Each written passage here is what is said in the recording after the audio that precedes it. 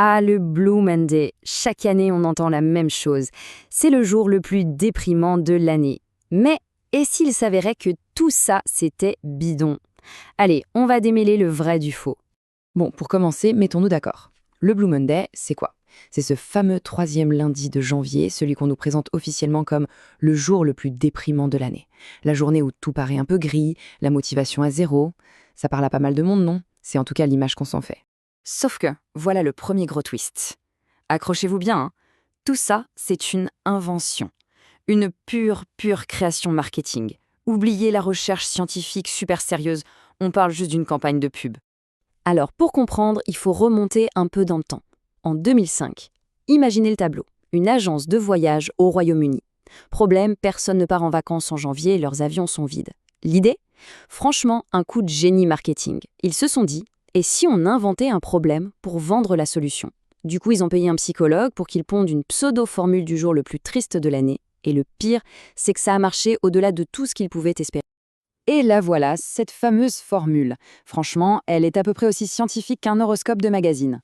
On prend un peu de météo pourrie, on ajoute les dettes de Noël, une pincée de bonnes résolutions qui sont déjà parties en fumée, et on divise tout ça par le manque de motivation. Ça n'a aucun sens, on est d'accord? Et pourtant, ça a fait le tour de la planète.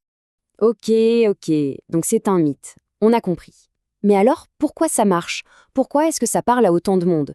Ce n'est quand même pas un hasard si ce concept a pris. C'est bien qu'il a touché une corde sensible, non? Il doit bien y avoir une raison pour qu'on se sente collectivement un peu raplapla en janvier. Parce que, soyons honnêtes, janvier, c'est vraiment un mois un peu rude. L'euphorie des fêtes est retombée, comme un soufflet. On se retrouve face à la routine. Les super bonnes résolutions du 1er janvier, elles commencent déjà à prendre l'eau.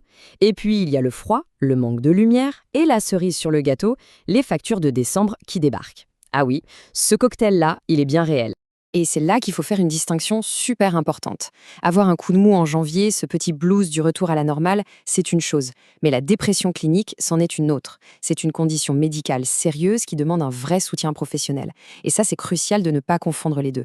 Et justement, cette distinction, elle nous amène à une question plus large. Si autant de monde ressent ce malaise, est-ce que c'est juste un problème individuel, chacun dans son coin? Ou est-ce que l'environnement, en particulier le boulot, n'aurait pas son mot à dire là-dedans? Regardez bien ce chiffre, 86%. C'est énorme. Ça représente un vrai changement de mentalité, une nouvelle attente. Mais 86% de quoi, au juste? Eh bien, c'est le pourcentage de salariés qui, dans une étude de 2022, estime que l'entreprise a une part de responsabilité dans la santé mentale de ses équipes. Le message est on ne plus clair, le bien-être, ce n'est plus juste chacun pour soi. Il y a une vraie attente envers le collectif. Et cette phrase, elle résume tout parfaitement. La santé mentale n'est pas un problème individuel à résoudre seul. C'est un enjeu collectif qui nous concerne tous, que ce soit les collègues, les managers, les amis. Tout le monde est concerné. Bon, alors, on en fait quoi de ce Blue Monday? On le subit en silence, on fait comme s'il n'existait pas, ou alors on pourrait peut-être lui donner un tout nouveau sens, le transformer en fait. Et si on se donnait une nouvelle mission pour cette journée? Toute simple, mais concrète. Utilisez ce jour comme un prétexte. Un prétexte pour 1. Parler. 2. Écouter. Vraiment écouter. Et 3. Oser poser la vraie question.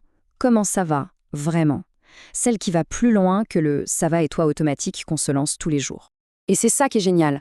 On prend une invention marketing un peu cynique et on la transforme en une vraie opportunité. Une occasion de discuter, de se connecter les uns aux autres, de se soutenir. C'est un peu comme si on reprenait le contrôle de l'histoire, en fait. Et pour terminer, une question. Une question un peu plus personnelle pour le coup. On a tous nos petits signaux d'alerte, n'est-ce pas?